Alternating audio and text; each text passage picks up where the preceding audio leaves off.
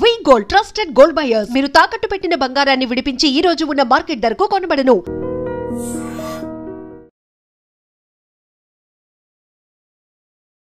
నమస్కారం, welcome to I dream. ధర్మ మార్గం విత్ విజిత కార్యక్రమానికి స్వాగతం.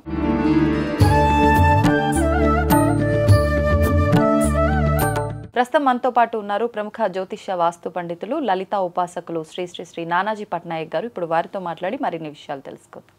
నమస్కారం అండి. శ్రీమాత్రే నమః. గురుగారు, వారాహి నవరాత్రులు ప్రారంభం మరికొద్ది రోజుల్లో ఉంది. అంటే ఆషాఢ మాస ప్రారంభ దశల్లోనే వారాహి నవరాత్రులు అని చెప్పి మాట్లాడుకుంటున్నాం. అయితే అసలు ఈ వారాహి అమ్మవారిని అందరూ పూజించడానికి వీల్లేదు అని చెప్పి రకరకాలుగా మాట్లాడుకుంటున్నాం. అంటే గత 3-4 సంవత్సరాల నుంచే అమ్మవారి గురించి ఎక్కువగా వినపడుతోంది. వినపడిన దగ్గర నుంచే ఈ పూజలు, ఆరాధనలు, నవరాత్రులు వీటి గురించి మనం మాట్లాడుకుంటున్నాము. అంటే ఇవి గుప్తంగా ఉంచాలి కాబట్టి, గుప్త నవరాత్రులు అని పేరులోనే ఉంది కాబట్టి గుప్తంగా ఎవరో కొద్ది మంది మాత్రమే చేసుకోవాల్సింది, అది కూడా వారాహి అమ్మవారి ఉపాసన తీసుకున్న వాళ్ళు మాత్రమే అని చెప్పి అంటున్నారు. అసలు నిజంగా ఎవరెవరు ఆచరించవచ్చు? ఈ పూజా విధానం అందరూ చేయవచ్చా? చేస్తే ఏ విధంగా చేయవచ్చో తెలియజేయండి. గుప్త నవరాత్రులు అంటే అందులో ఏదో సీక్రెసీగా చేసుకోవాలి అనే అర్థమనే కాదు. అక్కడ గుప్తమైనటువంటి రహస్యమైనటువంటి శక్తి దాగుంది. ఇప్పుడు లలితా సహస్రనామాలు ఉంటాయి. అవునండి. లలితా సహస్రనామాలకి లలితా రహస్య సహస్రనామాలని పేరు. అంటే అందులో దిగువడంగా బయటికి కనబడడానికి ఆ నామంకు ఉండే అర్థం ఒకటైతే, రహస్యంగా మరొక అర్థం ఉంది. అర్థం ఏదో ఉంది, లోపల దాగి ఉంది అనే శక్తి దాగి ఉంది ఇక్కడ. అయితే ఇక్కడ ఎందుకు చాలామంది వ్యతిరేకిస్తుంటారు? అది ఎవరో బయట హేతువాదులో లేకపోతే నాస్తికులో వేరే మతస్థులో కాదు వ్యతిరేకించేది, మన వాళ్ళే. అది కూడా హిందూ ధర్మంలో, సనాతన ధర్మంలో చక్కగా పూజాది కార్యక్రమాలు మంచి భక్తులే కొంతమంది వద్దంటుంటారు. ఎందుకు వద్దంటారు అనే దాన్ని మనం అర్థం చేసుకోవాలి. ఎందుకంటే వాళ్ళు ఏదో కక్ష కొద్దీ కాదు, వాళ్ళు కూడా పూజిస్తారు, నమస్కరించుకుంటారు వారాహి అమ్మవారు కనబడగానే. ఇక్కడ ఏమిటంటే కొన్ని శక్తి దేవత ఆరాధన అనేటువంటిది ఏవైతే ఉంటాయో, ఇప్పుడు దశమహావిద్యలు కానివ్వండి, వారాహి కానివ్వండి, ప్రత్యంగిరా కానివ్వండి, ఇట్లా కొన్ని ఉన్నాయి. ఇవి గురువు సమక్షంలో పర్ఫెక్ట్గా తీసుకొని చేసుకోవాలి. అలా కాకుండా ఎవరైనా సరే సరైన పద్ధతి తెలియకుండా గనక చేస్తే దానివల్ల వాళ్ళకి ఇబ్బంది ఉంటుంది. ఎవరికి ఇబ్బంది ఉంటుంది అంటే, ఒకటి అంటే దేవత ఆరాధన చేసినా ఇబ్బంది ఉంటుందా? ఇబ్బంది అంటే నేను చెప్పేదేనండి, ఇప్పుడు కామన్గా మీరు ఒక వారాహి అమ్మవారి ఫోటో పెట్టుకొని సహస్రనామాలు చదువుకొని దీపం పెట్టుకొని రెగ్యులర్ చేసుకోవడంలో ఎటువంటి ఇబ్బంది లేదు. కానీ కొన్ని సాధనలు ఉంటాయి. అంటే అలాగ ఒక దీక్షలా తీసుకొని చేసేటప్పుడు మీలో మొట్టమొదటిగా గురువు సమక్షంలో తీసుకున్నప్పుడు గురువు ఏం చేస్తాడంటే, మీకు కామక్రోధ వికారాదులకి గురైపోయే తత్వం ఉన్న వ్యక్తులా లేకపోతే వాటిని అదుపులో ఉన్నటువంటి వ్యక్తి తెలుసుకొని ఇస్తారు కొన్ని శక్తి సంబంధించినవి. అలా గనక లేకుండా, ఇప్పుడు చూడండి, మనకి అయ్యప్ప స్వామి దీక్ష తీసుకుంటాం. అయ్యప్ప స్వామి దీక్షకి ఏ నియమాలు ఉంటాయి? నువ్వు కోపం తెచ్చుకోకూడదు, 4 రోజులు బ్రహ్మచర్యం పాటించాలి, నేల మీద పడుకోవాలి, ఆహారాది విహారాదుల మీద నీకు కంట్రోల్ ఖచ్చితంగా ఉండాలి. అంటే ఏ ఆహారం తీసుకుంటున్నావు, ఏమిటి, సత్యమే పలకాలి, కొన్ని ఉన్నాయి దీక్షకి. అవునా? అవునండి. అవి కనుక పాటించకపోతే దానికి తగ్గ ఫలితం చేసిన వాళ్ళు కూడా ఇబ్బంది పడతారు. ఇక్కడ ఏమిటంటే సరైనటువంటి పద్ధతులు పాటించకపోతే ఈ నవరాత్రులు చేసే వారికి ఇబ్బంది వస్తుందని ఒకటి.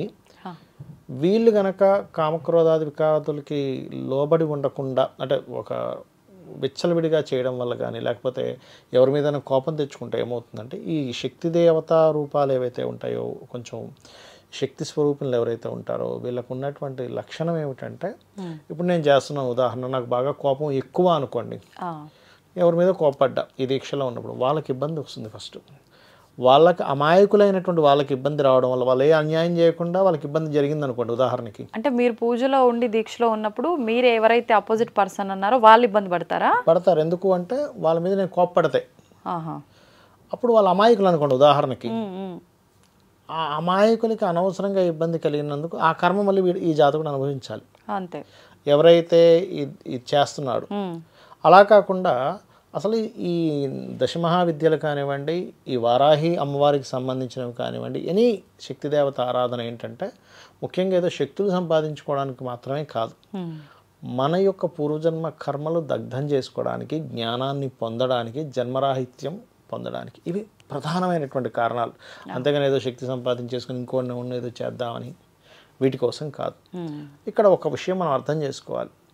ఈ ఉగ్రస్వరూపాలు ఏవైతే ఉంటాయో దశమహావిద్యలు కానివ్వండి, ఈ వారాహి అనే అమ్మవారు అష్టమాతృకలలో ఒక మాతృక. మీకు ఒక మరొక సప్తమాతృకలు అంటారు కదా, సప్తమాతృకలు కదా, అష్టమాతృకలు. కొంతమంది సప్తమాతృకలు అంటారు కానీ అష్టమాతృకలు మీరు నెట్లో కొట్టినా వస్తుంది అష్టమాతృకల పేరు.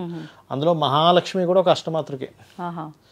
ఇప్పుడు చాలా మందికి తెలియని విషయం ఏంటంటే మహాలక్ష్మిని మామూలుగా పూజ చేసేస్తారు కదా, దానికి కొన్ని నియమాలు ఉన్నాయి. మహాలక్ష్మి పూజ చేసేటప్పుడు కూడా శుచి శుభ్రత లేకుండా అసలు పూజ చేయకూడదు మహాలక్ష్మి.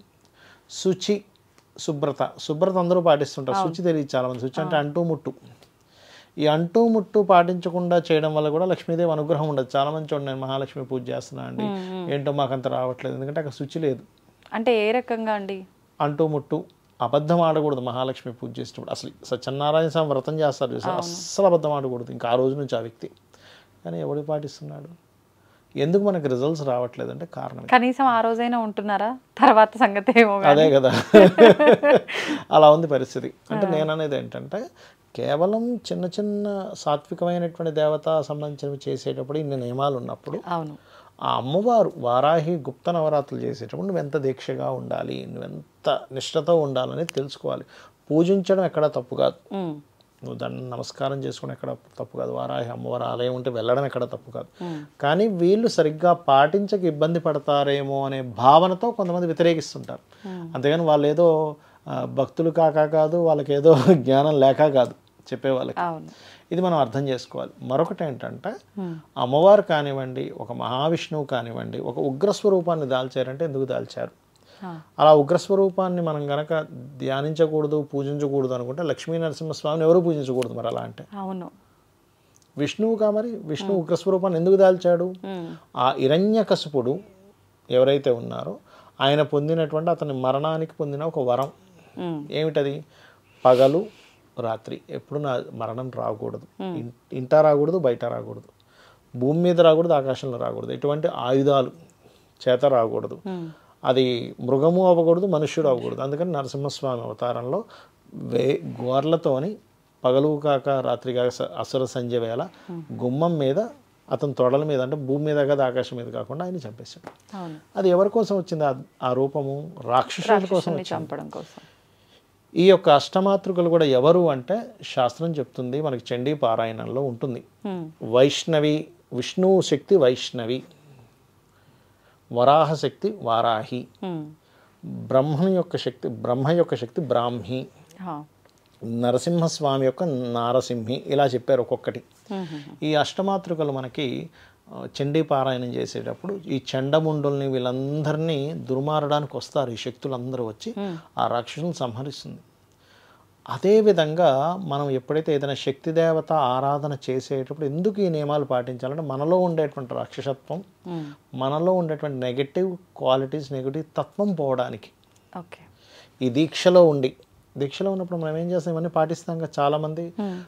అది తెలియక ఏదో మనకేదో రావాలి, సరే ఓకే ఫైన్, రావాలనేటువంటి ఒక కోరికతో మనిషి చేస్తాడు, కాదనట్లేదు.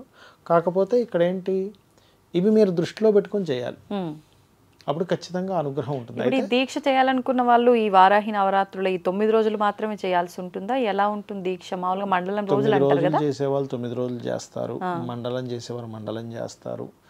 ఇప్పుడు శక్తి దేవత సంబంధించిన మంత్రం తీసుకొని రోజు పూజ చేసుకునే వాళ్ళు ఉంటారు. కాకపోతే నియమాలు ఈజ్ మోస్ట్ ఇంపార్టెంట్. ఒక అయ్యప్ప స్వామి దీక్ష తీసుకుంటే ఎలా నియమాలో దీనికి కూడా నియమాలు చాలా ముఖ్యమైనటువంటి. ఇప్పుడు రాత్రి సమయంలోనే ఆరాధించాలా ఈ అమ్మవారి పూజ చేసేవాళ్ళు కానీ పారాయణ చేసేవాళ్ళు? మెయిన్గా రాత్రే చేయాలంటారు. అంటే ప్రయోగం చేసేటప్పుడు వార్తాలి ప్రయోగం రాత్రి సమయంలో చేయాలని ఉంటుంది శాస్త్రంలో. అంటే ఇప్పుడు ప్రయోగం అంటే ఏంటంటే ఒక కోరిక కోసం మనం చేస్తున్నాం.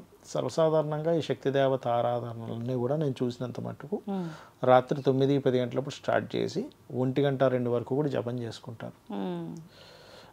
బలులు అంటారు, బలులు అంటే నిజంగా వెళ్ళి ఏమి మాంసాలు ఏం పెట్టరు, కొంతమంది పెడతారు. అది తినేవాళ్ళు ఇప్పుడు ఎలా ఉందంటే అమ్మ, ఇప్పుడు ఎవరైతే ఏది తింటారో వాళ్ళే అది పెడతారు. ఇప్పుడు మాంసం తినేవాడు మాంసం పెడతాడు. అవును, ఇప్పుడు వెజిటేరియన్స్ ఏం బెటర్గా అక్కడ. సో నువ్వు తింటున్నప్పుడు నువ్వు తిన్నదే భగవంతుడికి పెడుతున్నావు. అలా చేసేవాళ్ళు ఉన్నారు, అదొక పద్ధతి. ఇక్కడ ఏమిటంటే వామాచారము, దక్షిణాచారము, కౌలాచారం, ఇవన్నీ కలుపుతున్నారు. ఇక్కడ వచ్చిన ప్రాబ్లం అది. ఏదో ఒకటి కాకుండా 3 కలిపేస్తున్నారు, మూడింటిని కలిపేస్తున్నారు. ఏది చేసుకునే కూడా అది చేసుకుంటున్నాడు. అయితే ఇలాంటివి చేసేటప్పుడు మాత్రం గురువు యొక్క సమక్షంలో, ఒకప్పుడు మనకు ఒక మంత్రం ఇవ్వాలి గురువు అంటే 1 సంవత్సరం 2 సంవత్సరాలు ఒక విద్య నేర్పాలన్నా.